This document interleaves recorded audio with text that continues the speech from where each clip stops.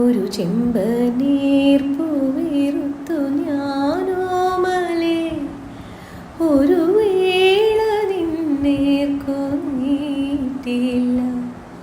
ഒരു ചെമ്പനീർ പൂവിരുത്തു ഞാനോമലേ ഒരു വേള നിന്നേർക്കു നീട്ടില്ല.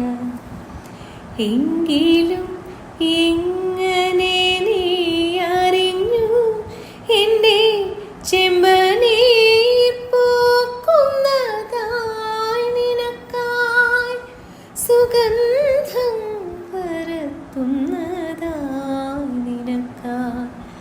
പറയൂ